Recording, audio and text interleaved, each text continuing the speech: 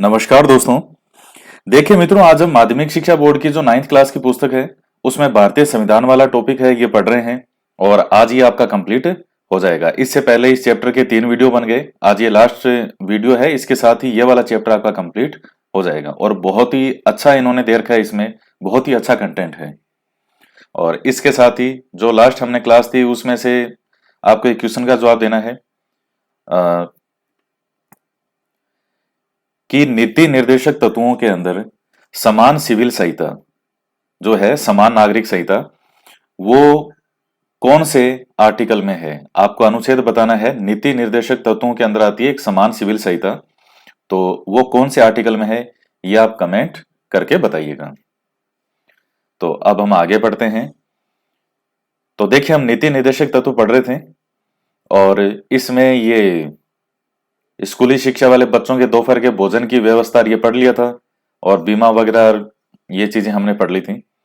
अब आगे है कि स्त्री व पुरुष को आज भी अनेक क्षेत्रों में समान कार्य के लिए समान वेतन नहीं दिया जा रहा है।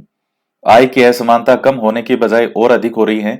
संविधान के अनुच्छेद 44 में राज्यों को निर्देशित किया गया है कि राज्य भारत के समस्त राज्य क्षेत्र में नागरिकों के लिए एक समान सिविल संहिता की स्थापना का प्रयास करेगा। यह आपसे ऊपर मैंने अभी पूछा है और ये अगली लाइन में लिख ही दिया इसमें। तो जिसने नहीं भी जवाब कमेंट किया होगा, वो जिसने देख लिया वो भी लिख देना, कमेंट करना कि कौन से आर्टिकल में है। तो ये आर्टिकल है 44। अच्छा, ये तो चलो आपने बता दिया होगा, आप तो देख भी लिया। तो आपसे एक दूसरा क्वेश्चन पूछते हैं, इससे अलग हटके कुछ क्वेश्चन पूछते हैं। एक कि राजस्थान लोक सेवा आयोग, जैसे मान लीजिए आरपीएससी है, तो राजस्थान लोक सेवा आयोग का जो अध्यक्ष होता है, चेयरमैन, उसको हटाने की शक्ति किसके पास में है। क्वेश्चन फिर से सुनिएगा। राजस्थान लोक सेवा आयोग के चेयरमैन को यानी अध्यक्ष को हटाने की शक्ति किसके पास है। तो ये आपको कमेंट करके बताना है, क्योंकि ये वाला तो आपने देख लिया कि आर्टिकल 44 है। तो राज्य भारत के समस्त राज्य क्षेत्रों में नागरिकों के लिए एक समान सिविल संहिता की स्थापना करने का प्रयास करेगा। अर्थात देश के सभी नागरिक अपने सामाजिक जीवन अर्थात विवाह, तलाक, संपत्ति, उत्तराधिकार के नियम आदि में एक जैसे कानूनों से शासित होंगे तथा इन सभी के लिए राज्य को कानून बनाने का अधिकार होगा। लेकिन संविधान के लागू होने के इतने वर्ष बीत जाने के बावजूद अभी तक हम समान नागरिक संहिता की स्थापना नहीं कर पाए हैं। देखिए, इसकी काफी डिमांड अभी हो भी रही है कि जो है आर्टिकल 44 जो है वो कब पूरी तरह से लागू होगा, समान नागरिक संहिता कब लागू होगी पूरे देश में। ये है क्या, सभी नागरिकों के लिए समान कानून। अभी जैसे मैं बात करूं, जैसे मान लीजिए हिंदू लॉ है, मुस्लिम लॉ है। अब इसमें विवाह के सबके अलग अलग नियम है। विवाह है, विच्छेद, देखिए एक वर्ड होता है तलाक, तो तलाक के लिए जो टर्म यूज किया जाता है उसको कहते हैं विवाह विच्छेद। तो अब हिंदू जो व्यक्ति है हिंदू धर्म में, तो ये लॉ की किताबें होती है, हिंदू लॉ होता है, मुस्लिम लॉ होता है। तो हिंदू धर्म जो है उसमें अगर कोई व्यक्ति हिंदू है तो उसके विवाह के क्या क्या नियम होंगे, कब विवाह माना जाएगा, कब उसका विवाह विच्छेद, कब माना जाएगा तलाक, कैसे तलाक दिया जा सकता है, उसका क्या पूरा प्रोसेस है, ये सब चीजें अलग अलग है। मुस्लिम लॉ है, इनमें अलग अलग है। अब आप पहले देखते थे कि मुस्लिम के अंदर जो है कोई भी व्यक्ति अपनी पत्नी को 3 बार तलाक तलाक तलाक कहता था, वो तलाक हो जाता था। फोन पे भी कह दिया, मैसेज में ही कह दिया, यहां तक कि अगर नींद में भी अगर उसने बोल दिया होगा तो भी वो तलाक हो जाता था। तो लेकिन उसके बाद फिर आप जानते हैं कि कैसे सरकार ने इसमें बदलाव किया, पूरा चेंज किया, एक्ट लेकर के आए और अब जो है केवल इस तरह से नहीं है। अगर महिला विरोध करना चाहे तो वो न्यायालय की शरण ले सकती है और जो तलाक का पूरा एक होता है प्रोसेस वो अपनाना पड़ेगा। तो ये चीज क्या है कि सबके लिए समान नियम होना चाहिए। सब में समान विवाह के नियम, संपत्ति के जैसे उत्तराधिकार के क्या क्या नियम होते हैं। अब हिंदू के अंदर अलग उत्तराधिकार के नियम बने हुए हैं, मुस्लिम लॉ में अलग उत्तराधिकार के नियम है, बाकी जैसे धर्म है उनमें भी अलग अलग होंगे। तो ये कह रहे हैं कि सबके लिए एक समान विवाह के नियम होना चाहिए कि किसका कैसे विवाह है, कैसे तलाक हो सकता है, कैसे संपत्ति पे उत्तराधिकार के क्या क्या नियम होंगे, बेटी को अधिकार है या नहीं है, हिंदू लॉ में क्या है, मुस्लिम लॉ में क्या है। तो क्या ये चीजों के समान अधिकार होना चाहिए। तरीका अलग हो सकता है। जैसे हिंदू के अंदर विवाह का तरीका अलग है, मुस्लिम में अलग है। विवाह का जो तरीका है वो बदलाव नहीं। जो इस चीज को समझने का प्रयास कीजिएगा, ऐसा नहीं है कि सबको कह देंगे नहीं नहीं सबका एक ही जो है वही तरीका होगा, उसकी बात नहीं कर रहा है। लेकिन जो एक नियम है जिससे सभी व्यक्ति अपने आप को संरक्षित महसूस करें, सुरक्षित महसूस करें अपने जीवन को लेकर के, उन नियमों के अंदर समानता होना बहुत आवश्यक है। तो इनका कहने का प्रयास ये है, ना कि ये कि सबको बस विवाह का तरीका एक ही कर दो, नहीं, ये नहीं। तो इन सभी के, लेकिन जो एक मूल उसकी भावना है वो सबके लिए सेम हो। और अलग अलग धर्मों के अपने निजी कानून अभी भी लागू हैं। कई प्रकरणों में न्यायालय के आग्रह के बावजूद भी हम ऐसा नहीं कर पाए। इसी तरह यह भी निर्देशक तत्वों में शामिल है कि राज्य गाय, बछड़े और दुधारू पशुओं के वध पर रोक लगाने के कदम उठाएगा। गाय को भारतीय समाज का बड़ा भाग न केवल पवित्र अपितु मां के समान समझता है, और गाय का न केवल धार्मिक महत्व है अपितु इसका आर्थिक रूप से भी महत्वपूर्ण योगदान है। तो ये बता रहा है कि सरकार का ये कर्तव्य है कि सरकार इस प्रकार से नियम बनाए कि जो है गायों के वध पर रोक लगाई जा सके। तो आप जानते हैं कि ये जो काफी बूचड़खाने होते हैं जहां पर गायों बछड़ों को काटा जाता है, तो उस चीज को रोकने के लिए जो सरकार नियम बनाए और इनको रोकने का प्रयास करे, क्योंकि गाय का हर तरह से महत्व है और गाय वैसे भी बहुत सीधा पशु होता है। गाय का दूध बहुत पौष्टिक होता है। राज्य का यह भी कर्तव्य निर्धारित किया गया है कि वह कृषि और पशुपालन को आधुनिक और वैज्ञानिक आधार पर संगठित करे। स्पष्ट है कि सरकार को इस ओर भी काफी प्रयास करने होंगे।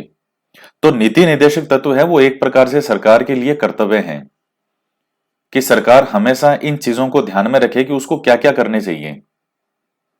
जैसे मान लीजिए अगर कोई व्यक्ति पहली बार खेत जा रहा है तो उसको ये नहीं पता खेत में कैसे काम करना है, तो उसके लिए 15-20 हमने नियम बना दिए कि भैया इन इन चीजों का ध्यान में रखना। खेत में ऐसे तेरे को जो है ये फसल कैसे बोनी है, कब समय आने पर उसको काटना है, कैसे उसका ध्यान रखना है। अब तू खेत में तेरे पशु होंगे तो ऐसा नहीं कि तेरे पास में जो खेत है उसमें तूने तेरे पशु भेज दिए और वहां पर उसकी फसल खराब कर दी उन्होंने, तो तेरा कर्तव्य है कि तू उनको रोके। तो ये चीजें क्या है, ये एक प्रकार से अगले के लिए जो है गाइडलाइन भी है, निर्देशिका, और एक प्रकार से अगले के लिए कर्तव्य भी हैं। तो यह है नीति निर्देशक तत्व। अब है नागरिकों के मूल कर्तव्य। तो देखिए मूल कर्तव्य हमने पहले भी बहुत अच्छे से पढ़ लिए और आपको याद करवाने की जो शॉर्ट ट्रिक है वो भी मैं आपको बता चुका हूं कि 11 मूल कर्तव्य आपको याद कैसे होंगे। अधिकारों के साथ स्वाभाविक रूप से कर्तव्य की भी भावना जुड़ी होती है। कर्तव्यों के बिना अधिकारों का अस्तित्व ही संभव नहीं है। यद्यपि जब भारत का संविधान लागू हुआ उस समय मौलिक अधिकारों के रूप में नागरिक अधिकारों का तथा निर्देशक तत्व के रूप में राज्य के कर्तव्यों का तो समावेश था, लेकिन नागरिक कर्तव्य संविधान में शामिल नहीं थे। हालांकि भारतीय परंपरा, मिथकों, धर्म व्यवस्था और संस्कार परंपरा में कर्तव्य भावना सदैव विद्यमान रही है। माता भूमि पुत्रो एवं पृथिव्या के द्वारा पर्यावरण संरक्षण के लिए तथा जननी जन्म भूमि से स्वर्गादपि गरियसी द्वारा राष्ट्र की एकता और अखंडता के प्रति हमारे कर्तव्य बोध को स्पष्ट किया गया है। तो कर्तव्य देखिए देखिए, कर्तव्य अगर नहीं भी लिखे हो तो भी व्यक्ति में इतनी एक सामान्य समझ होती है कि उसको पता है कि मेरा कर्तव्य क्या है। अब जैसे मान लीजिए आप सड़क पर जा रहे हैं और कहीं कोई एक्सीडेंट हुआ है, कोई व्यक्ति बेचारा रो रहा है बैठ के, घायल है, तो अब ये एक सामान्य सूझबूझ की बात है कि उस व्यक्ति को जो है वो वहां पर रुके और उस व्यक्ति को चाहे वो खुद हॉस्पिटल ना भी लेके जाए, कम से कम एम्बुलेंस को 108 नंबर पे फोन तो करे, 100 नंबर पे ही फोन कर दे। कम से कम वो अपने उस ड्यूटी को निभाए जो वो निभा सकता है। उस व्यक्ति की सहायता का प्रयास करे, किसी किसी में बिठा के कोई भी व्हीकल में उसको हॉस्पिटल पहुंचाने का प्रयास करे। ये उसकी ड्यूटी है। अब ये कोई बोलने की चीजें इसमें नहीं होती कि नहीं नहीं, अगर अब मान लीजिए अगर आपने सहायता नहीं की तो क्या आपको जेल भेजा जाएगा? नहीं भेजा जाएगा। लेकिन वो आपका कर्तव्य है। कर्तव्यों के लिए कभी भी कोई व्यक्ति के लिए दंड नहीं होता। बस वो तो आपकी एक ये है कि आपकी ड्यूटी क्या है। एक मनुष्य होने के नाते आपके अधिकार मिले हुए हैं तो आपकी कुछ ड्यूटी भी है। और ड्यूटी के लिए कोई आप पर कोई बाध्यकारी नहीं है, लेकिन वो आपको मानने चाहिए।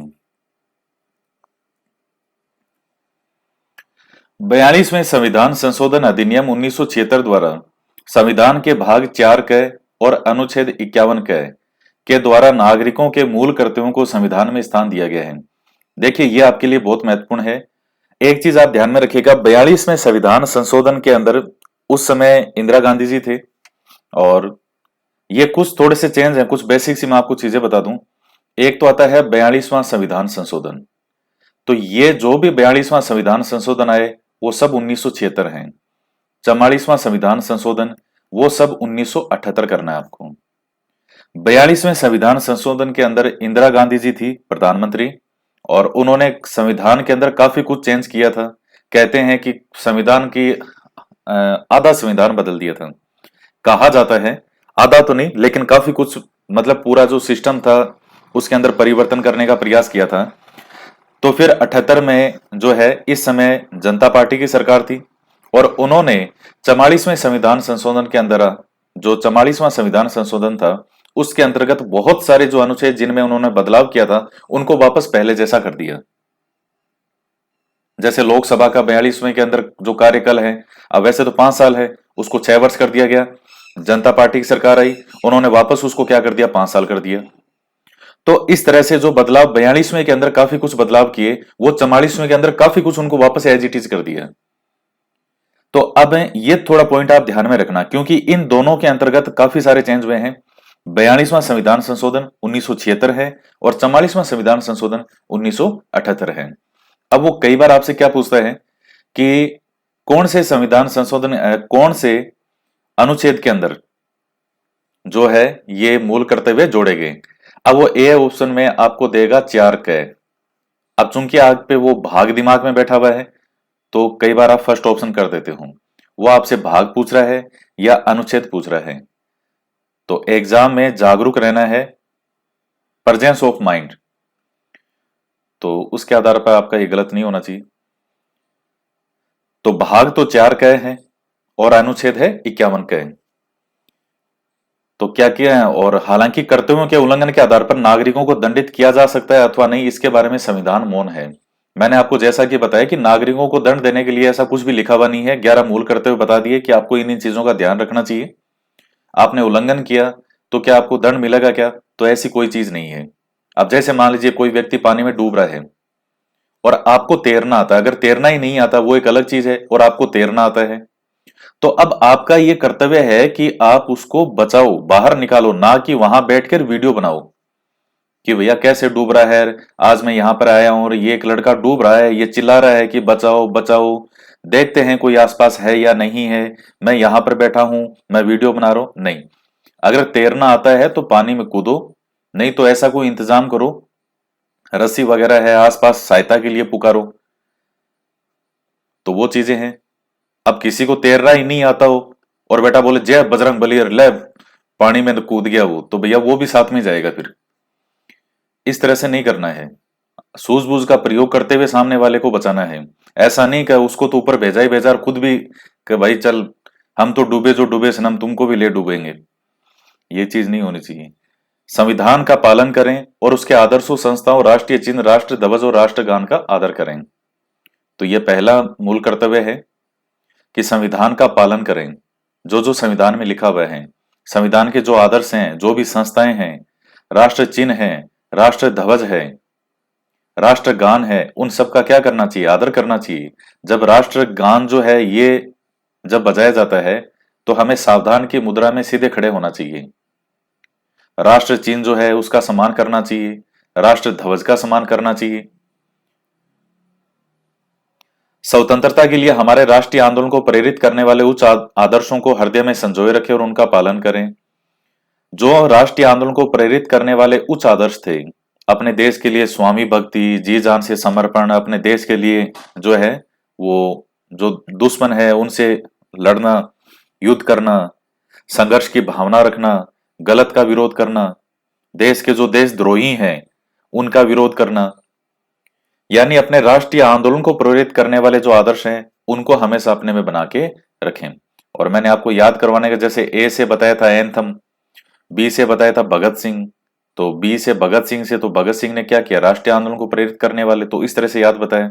सी से बताया था सोबरनिटी, हालांकि सोबरनिटी की स्पेलिंग ऐसे होती है, लेकिन सी से सोबरनिटी याद कर लो, तो संप्रभुता और एकता और अखंडता की रक्षा करें और उसे अक्षुण्ण बनाए रखें।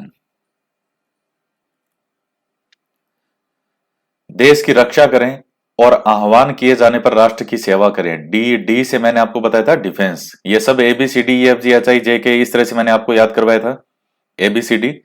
तो डी से डिफेंस यानी देश की रक्षा करें। फिर ई, डी के बाद में ई आता है, ई से इक्वलिटी यानी समानता या समता। तो भारत के सभी लोगों में समरसता और समान भ्रातृत्व की भावना का निर्माण करें, जो धर्म, भाषा और प्रदेश या वर्ग पर आधारित सभी भेदभाव से परे हो। ऐसी प्रथाओं का त्याग करें जो स्त्रियों के सम्मान के विरुद्ध हो। अब यह हमारा मूल कर्तव्य है कि स्त्रियों के सम्मान के विरुद्ध, अब आज भी जैसे महिलाओं को कई जगह डायन घोषित कर दिया जाता है और फिर उसके जो है किसी पेड़ के साथ बांध देते हैं, फिर गांव वाले सब मिलके उसके पत्थर मारते हैं और तब तक पत्थर मारते हैं जब तक कि वो मर नहीं जाती। अभी कुछ समय पहले का ही है, ये डूंगरपुर, शायद ये डूंगरपुर उदयपुर साइड की घटना है। और वहां की कोई घटना आई कि महिला जो है उसके बारे में इस तरह का कोई अफवाह उड़ गई कि ये महिला बच्चों को खाती है। इस तरह से करके फिर उस महिला को जो है उसके बाल जो है वो काट दिए, सिर मुंडा दिया उस महिला का और मुंह काला करके और गधे पर उल्टा बिठा करके पूरे गांव के अंदर उसको निकाला। कितनी गलत चीज है, एक इंसान भी जानता है कि मैं गलत कर रहा हूं। तो फिर अब जब उसके बारे में जब ये चीजें आई तब वो उन्होंने फिर मुकदमा दर्ज किया और जो एसपी थी वहां पे वो उन्होंने काफी इस चीज पे ध्यान दिया कि इस तरह की घटना सुनने में आई और लगभग 45-50 लोग हैं, उनको सबको उसमें मुलजिम बनाया उन्होंने। तो ये चीजें जो कितनी गलत होती हैं, इस तरह की जो चीजें हैं नहीं होनी चाहिए। और समरसता और समान भ्रातृत्व की भावना होनी चाहिए कि भाई सभी मेरे भाई बंधु हैं। ये जाति, धर्म, जात पात और आजकल के जो युवा हैं वो भी मैं देखता हूं, कई बार मैं यूट्यूब पे कुछ पोस्ट ऐसे करता हूं, मुझे भी पता है मैं क्या कर रहा हूं। मैं सिर्फ ये देखने के लिए करता हूं पोस्ट कि युवा अभी भी कैसा है जो मेरे चैनल पे जुड़ा हुआ है। अभी भी 70 से 80% के दिमाग में केवल कचरा भरा हुआ है, केवल कचरा। मैं देख लेता हूं, मुझे आइडिया हो जाता है थोड़ी देर में उनके कमेंट से और मैं समझ जाता हूं कि तुम अभी भी गधे हो, अगले कई वर्षों तक भी गधे ही रहोगे। हो सकता है कोई आकाशवाणी हो तब तुम्हारे दिमाग में परिवर्तन हो जाए। जिनके दिमाग में केवल जाति, केवल धर्म, केवल संकीर्णता, ओछी मानसिकता, महापुरुष जो होते हैं उनका भी विभाजन करना, ये कि ये हमारा, ये उसका, ये उसका, ये युवाओं के दिमाग में चीजें आती कहां से है। पढ़ाई करने वाला युवा 10 घंटे अपनी मेहनत कर रहा है, उसके दिमाग में तो चीजें नहीं आएगी, उसकी हिम्मत ही नहीं बचेगी। ये वो होते हैं जिनके पड़े पड़े खाने की आदत है, पिताजी कमा के दे रहे हैं और 24 घंटे ऊंट की तरह पड़े रहते हैं। मोबाइल हाथ में है तो बस उनकी बुद्धि, जितनी बुद्धि है उतनी उनकी बुद्धि है। सोशल मीडिया से उनका वो, और सोशल मीडिया, व्हाट्सएप, यूनिवर्सिटी, यहां से वो ज्ञान प्राप्त करते हैं। तो कहां से फिर वो, तो ये चीजें हैं। तो मैं कई बार कुछ चीजें देखने के लिए भी पोस्ट करता हूं। वो कहते हैं कि अगर कीचड़ साफ करना हो तो कीचड़ में भी उतरना पड़ता है, आपके हाथ भी गंदे होते हैं। तो कई बार मैं भी कुछ जो अलग हटके पोस्ट करता हूं वो मैं देखने के लिए करता हूं। मुझे भी पता है मैं क्या कर रहा हूं और थोड़ी देर में मुझे पता है मैं इसको, पोस्ट को हटा दूंगा। केवल मैं देखने के लिए करता हूं कि क्या चीज है यहाँ पे। वीर बांकुरे कितने हैं, कितने मेरे बुद्धिजीवी बालक हैं, तो वो मैं देख लेता हूं थोड़ी देर में, फिर मुझे आइडिया हो जाता है। मैंने कहा चलो अभी भी तुमको बहुत समय लगेगा। तो स्त्रियों के सम्मान के विरुद्ध हो, ऐसी प्रथाओं का त्याग करना चाहिए। हमारी समन्वित संस्कृति की गौरवशाली परंपरा का महत्व समझें और उसका परिरक्षण करें। हमारी संस्कृति की गौरवशाली परंपराएं, कल्चर जिसमें आप रह रहे हो, हमारा जीवन, हमारा रहन सहन, हमारी जीवन शैली, हमारे संस्कार, उन सब चीजों के महत्व को समझें और उसको परिरक्षण करें, यानी उसको रक्षा करें और उसको बनाए रखें।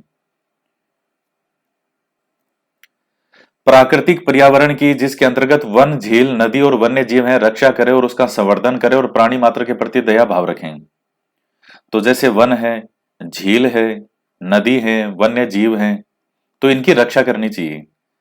कुछ लोग जो हैं वो, जैसे आप मान लीजिए, झील को गंदा करते हैं, वनों को काटते हैं, नदियों को गंदा करते हैं, सारा जो कचरा है वो नदी में बहा देंगे, वन्य जीवों को मार देंगे। तो ये चीजें नहीं करनी चाहिए। इनकी रक्षा करनी चाहिए। वनों की रक्षा करो, झील की रक्षा करो, नदियों की रक्षा करो, वन्य जीवों की रक्षा करो और उनका संवर्धन करें और प्राणी मात्र के प्रति दया भाव रखें। वैज्ञानिक दृष्टिकोण, मानववाद और ज्ञानार्जन तथा सुधार की भावना का विकास करें। वैज्ञानिक दृष्टिकोण, अब ऐसा नहीं है कि जो आपके दिमाग में कोई चीज बैठी हुई है और आपके तो नहीं नहीं ऐसा ही है और यही होगा। कौन सा वैज्ञानिक ने क्या दृष्टिकोण रखाएगा? तो ये चीजें नहीं होनी चाहिए। आप साइंटिफिक तरीके से किसी चीज को सोचें। अब जैसे मान लीजिए कोई व्यक्ति सड़क पे जा रहा है और बिल्ली अगर रास्ता काट गई, तो अब वो क्या सोचेगा? कह रहे नहीं नहीं नहीं, ये तो अपशकुन हो गया। कोई बाहर निकलने वाला है और उसको एक छींक आ गई, कह रहे नहीं नहीं अपशकुन हो गया। भले ही अगले के बेचारे की जुकाम हो, भले ही उसके उस टाइम छींक आने वाली हो, लेकिन ये कि अरे रे एक छींक आ गई। तो ये चीजें नहीं होनी चाहिए, इस तरह की चीजें। मानववाद जो है, मानव के प्रति जो है एक सकारात्मक दृष्टिकोण, ज्ञानार्जन और सुधार की भावना, और लगातार ज्ञान ग्रहण करते रहें, अपने ज्ञान को बढ़ाएं। सार्वजनिक संपत्ति को सुरक्षित रखें और हिंसा से दूर रहें। तो लोग बाग क्या करते हैं, कभी भी कोई विरोध करना होता है तो सबसे पहले सार्वजनिक संपत्ति को नुकसान पहुंचाते हैं। उसमें आग लगा देंगे, बसों को फोड़ देंगे, राह चलती हुई गाड़ियों को तोड़ देंगे, उनमें आग लगा देंगे, ट्रेन बसें जला देंगे। भाई जलाने का इतना ही शौक है तो अपना घर जाके जलाओ। और ये जो यहां ये जलाते हैं तो इनका खुद का पैसा नहीं है, खुद का पैसा होता तो ये नहीं करते कभी। ये कई बार भारत पाकिस्तान मैच के जो देखते थे कि लोग टीवी फोड़ देते हैं, तो जो पाकिस्तान का कैप्टन था इंजमाम, अभी थोड़े दिन पहले कोई यूट्यूब पे कोई वीडियो आ गया, मैंने ओपन कर लिया, जो इंजमाम और एक तरफ सौरभ गांगुली, तो दोनों का कोई इंटरव्यू चल रहा था। तो वही जो एंकर था उसने कहा कि साहब ये भारत पाकिस्तान का मैच होता है तो उसमें पाकिस्तान हार गया था, वहां लोगों ने टीवी फोड़ दिए थे, तो इतना माहौल हो जाता है। इंजमाम का स्वभाव मुझे बड़ा सही लगा, बड़ा इजी स्वभाव, सरल स्वभाव। इंजमाम ने क्या कहा कि देखो भाई ऐसा है, पहले हमको भी ये लगा था, लेकिन बाद में पता चला जो टीवी फूटे थे दो चार, वो टीवी थे जो बिल्कुल खराब थे, वो काम ही नहीं कर रहे थे। तो हमारे पाकिस्तान के अंदर जो है जिन्होंने टीवी फोड़े थे आवाम ने, वो थी जिन्होंने टीवी खराब थे वो फोड़े थे, उन्होंने सही टीवी किसी ने नहीं फोड़ा। मैं ये बात आपको क्यों बता रहा हूं कि व्यक्ति के खुद के पैसे से ली हुई चाहे 1 रुपए की कोई चीज हो, उसको वो व्यक्ति कभी खराब नहीं करे, उसको वो उसका महत्व समझेगा। एक तो आपको मान लो किसी ने फोन गिफ्ट में दे दिया, कि या गिफ्ट में क्या फ्री में मिल गया, किसी ने दे दिया ये ले भैया, और एक आप खुद 5,000 10,000 15,000 रुपए देकर के आपने फोन खरीदा हो, जो आपको फ्री में मिला है उसके प्रति आप लापरवाह रहोगे, लेकिन आपका जो खुद का फोन है जो आपने खुद पैसे देके खरीदा है उसके प्रति लापरवाह नहीं रहोगे। तो ये चीजें हैं। एक बार एक छोटी सी कहानी थी। एक बच्चा था, वो फिजूल खर्ची करता था, तो उसके पिता ने उसको समझाने के लिए एक बार उसको 10 रुपए दिए, 100 रुपए दिए, कह ये ले, और नदी में फेंका। वो लड़का फेंक आया। अगले दिन 50 रुपए दिए, कजा नदी में फेंका, वो लड़का फेंक आया। एक दिन पिताजी ने उसको कहा सुबह से शाम किसी काम पे लगाया और कहा तू इतना काम करेगा तो तेरे को 10 रुपए मिलेंगे। जो भी था उस लड़के ने काम किया और उसके पिताजी ने उसको 10 रुपए दिए, सुबह से शाम काम करवाया। अब उसके पिताजी ने उसको 10 रुपए दे के कहा जा इसको नदी में फेंका। लड़के को गुस्सा आ गया कि मैंने इतनी मेहनत से कमाए और आप मुझे कैसे कह रहे हो कि नदी में फेंका? क्या तू 100 रुपए भी फेंक के आया था और 50 रुपए भी फेंक के आया था, क्योंकि वो तेरी खुद की मेहनत की कमाई नहीं थी। तो ये चीजें हैं। तो सार्वजनिक संपत्ति को सुरक्षित रखना चाहिए और हिंसा से दूर रहें। ये जो इस तरह के लोग हिंसा फैलाते हैं उनसे दूर रहना चाहिए। व्यक्तिगत और सामूहिक गतिविधियों के सभी क्षेत्रों में उत्कर्ष की ओर बढ़ने का सतत प्रयास करें। व्यक्तिगत, आप स्वयं भी अपना विकास करें और जहां भी सामूहिक रूप से आपको आगे बढ़ने का मौका मिलता है, वहां भी आपको लगातार क्षेत्रों में आगे बढ़ने का प्रयास करना चाहिए, जिससे राष्ट्र निरंतर बढ़ते हुए पर्यटन और उपलब्धि की नई ऊंचाइयों को छू सके।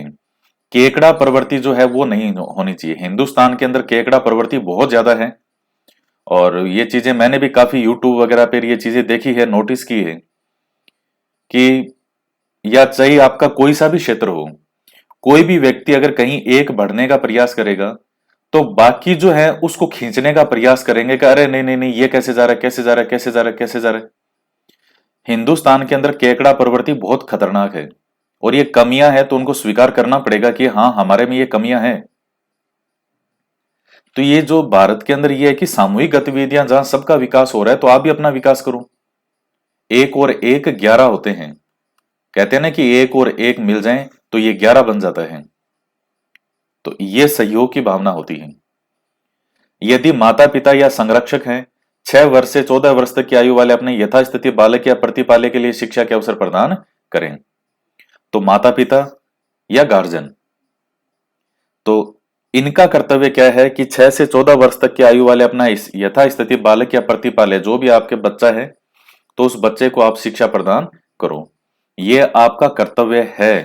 हालांकि इसको जो है अब अधिकार भी बना दिया गया है, लेकिन कर्तव्य भी है ये माता पिता के लिए कि आप अपने बच्चे को 6 से 14 साल तक का जो बालक है, तो इस उम्र में माना जाता है कि बच्चे को प्राथमिक शिक्षा मिल जाती है। 8वीं क्लास तक जो है बच्चा पढ़ लेता है, तो उसको प्राथमिक शिक्षा प्रदान करें, यानी 6 से 14 वर्ष तक बच्चे को शिक्षा दे। अब ये कुछ महत्वपूर्ण बिंदु हैं। संविधान किसी भी देश के शासन संचालन और राज्य और सरकार के आपसी संबंधों को निर्धारित करने वाला मौलिक और आधारभूत दस्तावेज होता है। अमेरिका के संविधान को विश्व का पहला लिखित संविधान माना जाता है। अमेरिका की भी अपनी एक अलग कहानी है। अमेरिका जब आजाद होता है, ब्रिटेन वासी से इन्हीं से ही, और कोई बहुत ज्यादा भी ऐसा संघर्ष के लिए नहीं है कि सालों साल खून बहाया। वो एक क्रांति, क्योंकि अमेरिका में भी यहाँ के ज्यादातर लोग ब्रिटेन वाले ही थे। इन्होंने जाकर के जो भी कहते थे नया, जिसको कहते थे नई दुनिया के नाम से जानते थे कि नई दुनिया है ये, तो अमेरिका की जब खोज होती है, तो उसके बाद से यहाँ ब्रिटेन वाले काफी लोग जा जाके वहां बसने लग गए, और अपने साथ साथ जो हैं गुलामों के रूप में काम करवाने के लिए अफ्रीका से लोग लेकर के गए। तो आज भी आपको अफ्रीका के अंदर काफी सारे लोग वो मिलेंगे। तो अमेरिका देखिए जब आजाद होता है, तो उसके बाद में आप एक चीज देखेंगे कि प्रथम विश्व युद्ध जो होता है, यानी 1775-76 से लेकर के, और प्रथम विश्व युद्ध जो होगा 1914 से, ये बीच में अमेरिका की आप भूमिका देख लीजिए। पूरे विश्व पटल पे कोई अमेरिका की कोई ऐसी ज्यादा भूमिका नहीं है। तो अमेरिका ने किया क्या इस समय? अमेरिका ने स्वयं के विकास पर ध्यान दिया। अमेरिका ने जो भी जिन लोगों के हाथ में नेतृत्व था, उन्होंने पूरे विश्व के लिए एक अपना जगह खोल दिया। अमेरिका को, अमेरिका के द्वार खोल दिए कि पूरे विश्व का कोई भी ब्रेन हो, यानी कोई भी इंटेलिजेंट व्यक्ति हो, किसी भी फील्ड का हो, चाहे डॉक्टर हो, कोई भी हो, वो हमारे अमेरिका है, उसको हम सारी फैसिलिटी देंगे। विश्व का कोई भी अच्छा बिजनेसमैन हमारे अमेरिका हो, हम आपको ये फैसिलिटी देंगे। अपने स्वयं के विकास पे ध्यान दिया।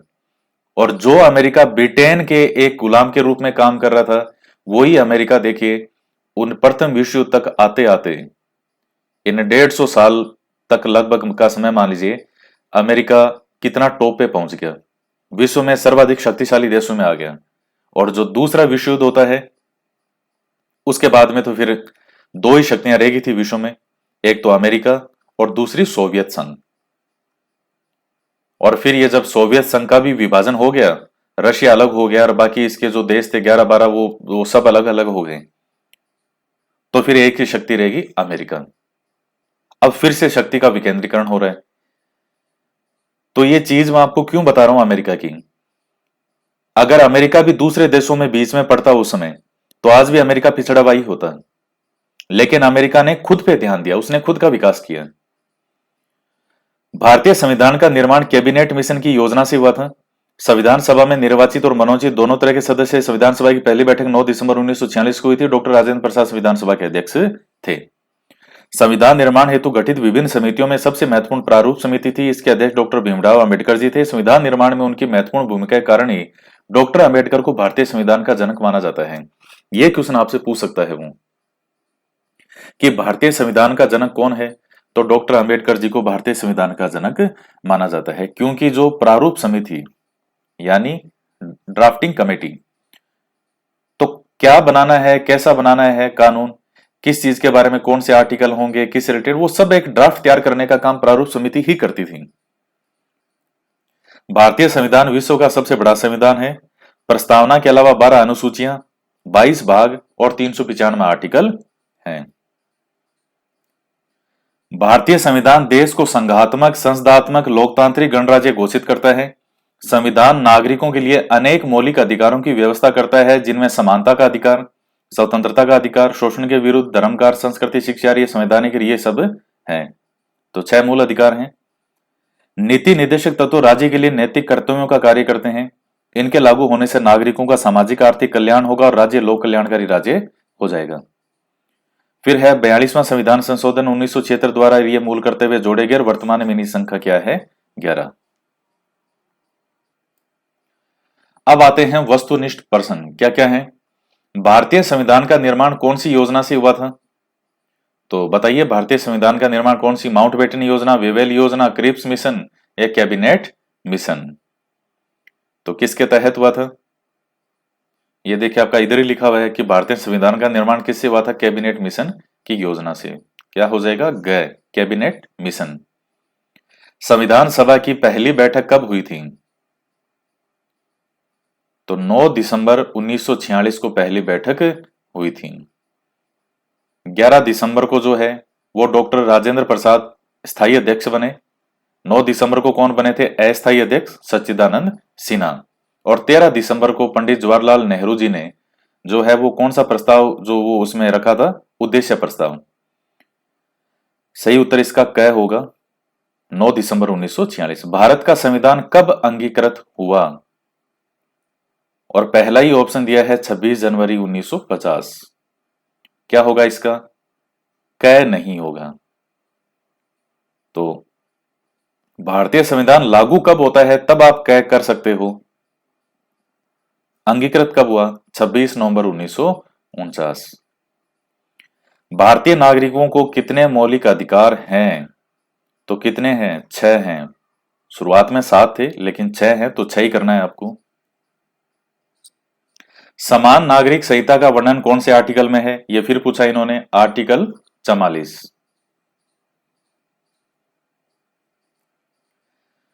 ये देखिए नेक्स्ट जो आपका चैप्टर आएगा वो आएगा स्थानीय स्वशासन, और जो रीट परीक्षा है उसमें अलग से मेंशन करके दे रखा है स्थानीय स्वशासन। तो आपका पूरा रीट के अंदर भी है और हर परीक्षा के अंदर ये किताबें तो सबके लिए बेस है, तो सभी में पूछा जाता है ये तो काफी डिटेल में और बहुत अच्छा समझा रखा है स्थानीय स्वशासन को। तो इसके भी 2-4 वीडियो बनेंगे स्थानीय स्वशासन के, तो पढ़ते हैं, नेक्स्ट क्लास में पढ़ेंगे इसको। तो मिलते हैं नेक्स्ट वीडियो में एक नए टॉपिक के साथ। जय हिंद, जय भारत।